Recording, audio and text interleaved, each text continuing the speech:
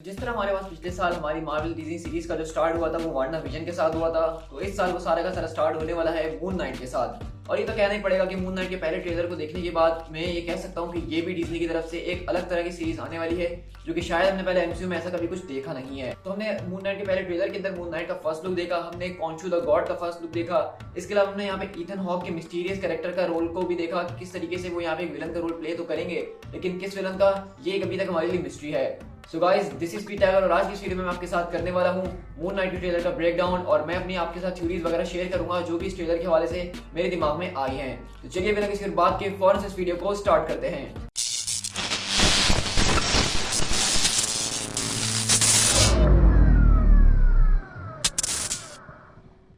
तो अगर मैं पूरे के पूरे ट्रेलर के स्टार्टिंग की टोन की बात करूं कि जिस तरीके से ट्रेलर को पूरे लेके चला गया है, तो मैं ये कह सकता हूं कि ट्रेलर को काफी डार्क तरीके से दिखाया गया है। हमें बताया जा रहा है कि इसके अंदर हमें कुछ हॉरर एस्पेक्ट्स देखने को मिल सकते हैं जो कि हमने एमसीयू के अंदर पहले शायद कभी नहीं देखे। इसके अलावा अगर मैं मून नाइट यानी कि मार्क स्पेक्टर की बात करूं जिसका रोल यहाँ पे ऑस्कर आइजक प्ले कर रहे हैं, तो मैं ये तो कहूंगा कि वो इस रोल के अंदर बहुत ही ज्यादा जच रहे हैं और जिस तरीके से उन्होंने अपनी पूरी परफॉर्मेंस दी है इस सीरीज के अंदर वो जरूर आग लगाने वाले हैं। इसके अलावा जो दूसरी इंपॉर्टेंट बात इस ट्रेलर की वो ये है कि ये पूरा का पूरा ट्रेलर जो सेट किया गया है वो बेसिकली लंदन के अंदर किया गया है। अब लंदन की क्या पूरी की पूरी स्पेशलिटी है उसके ऊपर मैं आगे चल के बात करता हूँ, लेकिन अगर हम ट्रेलर की शुरुआत की बात करें तो हम देख रहे हैं कि किस तरीके से मून नाइट एक तरह की कश्मकश में फंसा हुआ है। यानी कि वो बता रहा है कि किस तरीके से वो जब सोता है तो उसको नहीं पता होता कि उसके बाद क्या होने वाला है आगे। और इसी वजह से हम देखते हैं कि किस तरीके से वो अपने पूरे के पूरे कमरे के दरवाजे बंद कर देता है, खिड़कियां बंद कर देता है, अपने आप को पलंग से बांध लेता है ताकि वो वहां से आगे भाग के कहीं ना जा सके। तो बेसिकली ये सब कुछ जो हो रहा है कुछ इस तरीके से हो रहा है जिस तरह अपरिचित मूवी तो आप सबने देखी ही होगी, जिसके अंदर हमें पता है कि अपरिचित के अलग अलग पर्सनैलिटीज होती हैं जो कि उसके ऊपर टेक ओवर कर लेती हैं और दूसरी पर्सनैलिटी को उसके बारे में कुछ नहीं पता होता कि जब वो यहाँ पे मौजूद था तो उसने क्या क्या किया है।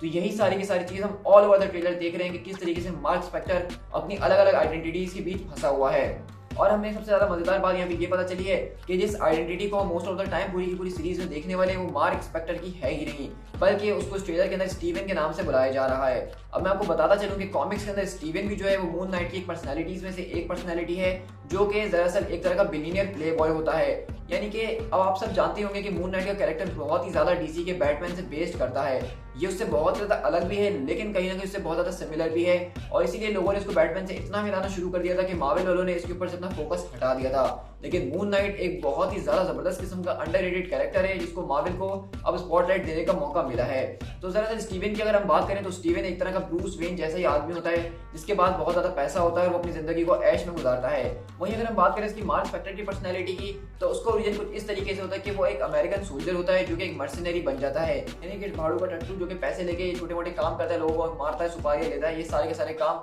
मार्क स्पेक्टर करता था। लेकिन एक दिन जब अपने एक बड़े से खतरनाक मिशन के अंदर फंस जाता है इजिप्ट के अंदर, तो वहां पे वो अपनी मौत के बहुत ही ज्यादा करीब होता है। लेकिन तब वो वहां पे पहुंचता है कॉन्शू के मंदिर के अंदर, और वहां पे इजिप्शियन गॉड कॉन्शू है जिसको मून ऑफ द नाइट भी कहा जाता है, जो कि दरअसल पूरे के पूरे इजिप्शियन मिथोलॉजी के अंदर नाइट को, चांद को और उन लोगों को रिप्रेजेंट करता है जो कि रात के टाइम ट्रैवल करते हैं, तो ये उनका गॉड है। तो बेसिकली ये यहाँ पे मार्क स्पेक्टर के साथ एक तरह की डील करता है कि वो उसकी जान को बचा लेगा अगर उसका अर्थ के ऊपर अवतार बन जाए। तो उसी तरीके से कॉमिक्स के अंदर मून नाइट को उसकी पावर्स मिलती हैं। अब हमने ये पूरा का पूरा ओरिजिन इस ट्रेलर के अंदर तो देखा नहीं, लेकिन हाँ हमें यहाँ पे कॉन्शू की झलक जरूर देखने को मिलती है ट्रेलर के अंदर, जब हम देखते हैं कि वो वहाँ पे एक एलिवेटर के पास भागता हुआ जा रहा होता है, उसको अजीब-ओ-गरीब विजन्स दिख रहे होते हैं। तो हम वहाँ साफ तरीके से गॉड कॉन्शू को देख सकते हैं जो कि उसको पकड़ने की कोशिश कर रहा होता है, लेकिन जब अचानक उसके करीब पहुंचते तो एक लेडी के अंदर ट्रांसफॉर्म हो जाता है। तो हमें यहाँ से सारी की सारी बातें बताई जा रही हैं कि किस तरह से स्टीवन की जो पर्सनैलिटी है उसको इस बारे में नहीं पता कि मार्क की पर्सनैलिटी क्या है और वो क्या क्या कर सकती है, और इसीलिए वो अपने आप को रात में बांध के इसीलिए सो रहा था क्योंकि उसको पता है कि मून नाइट वाली जो पर्सनैलिटी उसकी मार्क स्पेक्टर वाली वो रात के टाइम ही जागती है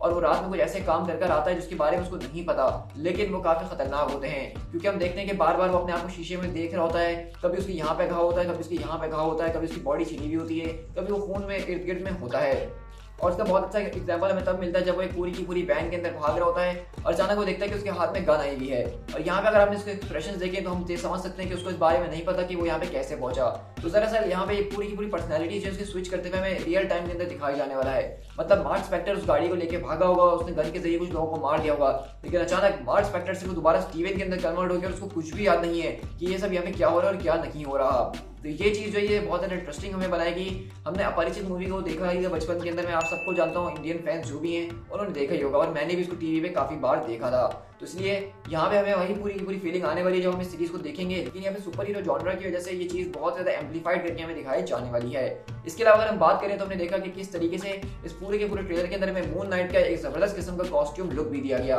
अब इस कॉस्ट्यूम के ऊपर अगर मैं बात करना चाहूंगा तो मैं ये कहूंगा कि मुझे ये कॉस्ट्यूम बहुत ही ज्यादा पसंद आया है। थैंक गॉड कि उन्होंने कोई स्पैंडेक्स टाइप का कॉस्ट्यूम नहीं बनाया, बल्कि इसको मम्मी जैसा लुक इसीलिए दिया है क्योंकि इजिप्शियन गॉड के साथ बहुत ही ज्यादा कनेक्ट कर पा रहा है। इसी के बाद हमने देखा कि किस तरीके से इस पूरे के पूरे एक शॉट के अंदर हम देखते हैं कि हमें यहाँ पे ईथन हॉक के कैरेक्टर को दिखाया जा रहा है, जिसको हम देख के अंदाजा लगा सकते हैं कि वो यहाँ पे किसी तरह का कल्ट जो है वो चला रहे हैं, किसी तरह के वो लीडर हैं जो कि लोगों को अपने पास रखते हैं। और हम देखते हैं कि वो स्टीवन के ऊपर भी काफी ज्यादा नजर दौड़ा रहे हैं और वो ये बताते हैं कि किस तरह से उसके अंदर केओस भरी हुई है। अब ये केओस से इसका मतलब केओस मैजिक नहीं है, बल्कि केओस नॉर्मल एक वर्डिंग है जिसको इस्तेमाल किया गया है ये बताने के लिए कि किस तरीके से उनके अंदर जो इविल जो है वो बहुत ही ज्यादा भरा पड़ा है और वो निकलने के लिए बेताब हो रहा है। अब यहाँ पे जो है इथन हॉक के कैरेक्टर उसको ये सारी बातें कैसे पता, ये तो हमें भी नहीं पता, लेकिन यहाँ पे ये बताया जरूर जा रहा है कि वही इस पूरी की पूरी सीरीज के मेन विलन का रोल प्ले करेंगे, लेकिन कौन से विलन ये भी हमें नहीं पता। तो अगर हम कुछ स्पेकुलेशंस वगैरह करें तो रूमर्स ऐसे सुनने में आ रहे हैं कि यहाँ पे इथन हॉक के जो कैरेक्टर है वो ड्रैकुला का रोल प्ले करेंगे। लेकिन अगर आप जानते हैं कि ड्रैकुलास जो होते हैं वो दिन के अंदर जो है निकल नहीं सकते धूप के अंदर, लेकिन हमने इथन हॉक को यहाँ पे लिटरली धूप के अंदर ही पूरे के पूरे कड़ को जमा करते हुए देखा, तो यहाँ से हमारा ड्रैकुला वाली थ्योरी तो फेल हो जाती है। इसके अलावा यहाँ पे जो बहुत ज्यादा रूमर्स आ रहे हैं वो इस बात कह रहे हैं कि ये सन किंग का रोल प्ले कर रहे हैं, जो कि मून नाइट का एक विलन है जिसके पास सूरज की पावर्स होती हैं। मतलब चांद और सूरज दोनों एक दूसरे के ऑपोजिट है। ये कनेक्शन आप समझ ही गए होंगे कि अक्सर मार्वल के विलन्स को इसी तरीके से चूज किया जाता है। लेकिन इसके अलावा जो तीसरी मेरे पास थ्योरी आ रही है वो कुछ मेरे पास इस तरह से आ रही है कि हमने यहाँ पे एक शॉट के अंदर देखा कि किस तरीके से मून नाइट यहाँ पे क्रिएचर को बहुत जबरदस्त तरीके से पेल रहा है, यानी कि मजा आ गया देख के। और अगर आपने गौर किया होगा तो कोई इंसान नहीं बल्कि कोई अजीब गरीब क्रिएचर नजर आ रही है। अब इस क्रिएचर के ऊपर बहुत ज्यादा थ्योरीज है। बहुत सारे लोग कह रहे हैं कि ये क्रिएचर दरअसल एक तरह का ड्रैकुला है, और बहुत सारे लोग कह रहे हैं कि ये एक तरह के वो क्रिएचर्स हैं जो कि एक दूसरा गॉड बना रहा है जिसका नाम एनिबस है, जो कि Egyptian God of the death कहलाता है। अब ये गॉड जो है दरअसल ये जिसका काम ये होता है कि ये मुर्दों को जिंदा कर सकता है, मुर्दों को पावर्स दे सकता है, और इसी ने शायद मून नाइट से यानी कि कॉन्शू से लड़ने के लिए उसके अवतार के ऊपर अटैक करवाया अपने ही कुछ इस तरह के छोटे मोटे चेले बेच के, जो कि इस तरह से हमें खतरनाक किस्म के क्रिएचर्स दिख रहे हैं। तो यहीं पे मेरे पास अगली थ्योरी ये आती है इथन हॉक के हवाले से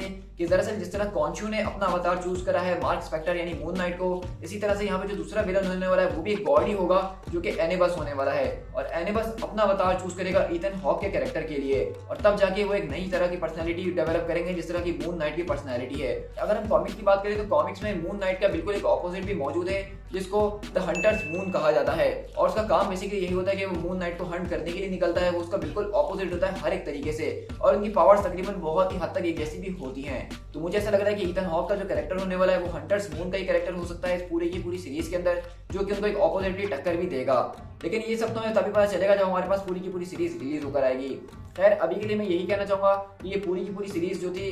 इस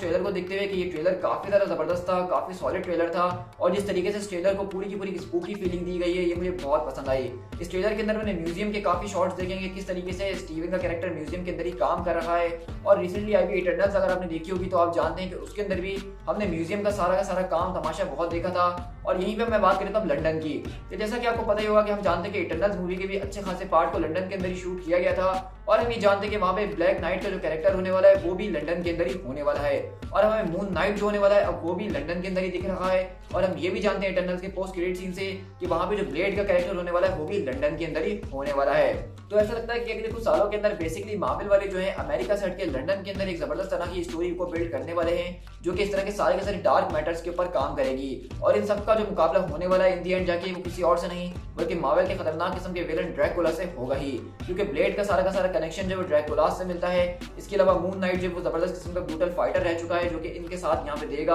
और ब्लैक नाइट उसकी भी सारी की सारी कहानी कर्स से जुड़ी हुई है, शराब से जुड़ी हुई है, यानी कि वो भी जो एक तरह का डार्क और मैजिकल तरह की क्रिएचर बन सकता है आगे जाके, जो कि इनका इसमें पूरा का पूरा साथ देगा ही। तो इसलिए ये लंदन की जो लोकेशन होने वाली है अगले कुछ सालों के अंदर एमसीयू के अंदर हमें बहुत ज्यादा देखने को मिलने वाली है, और काफी ज्यादा इंपॉर्टेंट रोल भी प्ले करने वाली है। इसके अलावा अगर हम इसमें बहुत ज़्यादा डिटेल्स की बात करें तो इस पूरे के पूरे ट्रेलर के अंदर काफ़ी डिटेल्स मौजूद है। जिस तरह से हमने देखा कि यहाँ पे मार्क स्पेक्टर ने बेसिकली अपना टेलीफोन यानी कि उसका सेल फोन और उसने अपनी चाबी को जो छुपा के रखा होता है उसके ही घर के अंदर, जो कि स्टीवन को बाद में मिलता है। अब स्टीवन को नहीं समझ में आ रहा था कि ये सारी की सारी चीज़ें क्या है, लेकिन ये वो चीज़ें होंगी जो कि मार्क स्पेक्टर इस्तेमाल करता है जब वो अपनी पर्सनैलिटी को टेक ओवर कर लेता है इसकी बॉडी के अंदर। तो ये सारी की सारी चीज़ें कनेक्ट होना, किस तरह से हमें दिखाया जाएगा अलग अलग पर्सनैलिटीज़ को, उनके अलग अलग बिहेवियर्स को, ये बहुत ही ज़्यादा ज़बरदस्त किस्म का होने वाला है। और मार्क स्पेक्टर की जो पर्सनैलिटी है वही बेसिकली मून नाइट होगी और बाकी पर्सनैलिटीज़ को इसके बारे में कुछ नहीं पता होगा। और यही वजह है कि स्टीवन की जो पर्सनैलिटी है वो हमें इतनी ज़्यादा कंफ्यूज नजर आ रही है इस पूरे के पूरे ट्रेलर के अंदर। सो गाइस, ये था मेरा एक छोटा सा ब्रेकडाउन और कुछ थ्योरी जो कि मैंने इस ट्रेलर को देखने के बाद नोट करी और मैंने आपके साथ शेयर करी है। तो आप मुझे कमेंट डाउन करके जरूर बताइएगा कि आपको मेरा ये ब्रेकडाउन कैसा लगा, और अगर आपको कुछ नया जानने को मिला है तो चैनल को सब्सक्राइब करना बिल्कुल भी मत भूलेगा, क्योंकि हम अपने चैनल के ऊपर इसी तरह जबरदस्त किस्म के मार्वल कॉमिक्स के कंटेंट को शेयर कर ही रहे होते हैं। इसके बाद मैं बहुत जल्द जो हूँ अपनी नो यूनिवर्स के अंदर मून नाइट के टॉपिक को भी कवर करूंगा, जहां पर हम उसकी कॉमिक बुक ओरिजिन और उसकी स्टोरीज के ऊपर डिटेल में बात करेंगे। तो अगर आप वो वीडियो मिस नहीं करना चाहते हैं तो बेल आइकन जरूर दबाइएगा। साथ ही साथ मुझे फेसबुक और इंस्टाग्राम पे भी फॉलो कर लीजिएगा, जहां पे मैं चैनल के हवाले से अपडेट्स और न्यूज़ शेयर कर ही रहता हूँ। So guys, this is P Tiger. मिलते हैं अपने किसी और वीडियो के साथ। Till then, thank you so much.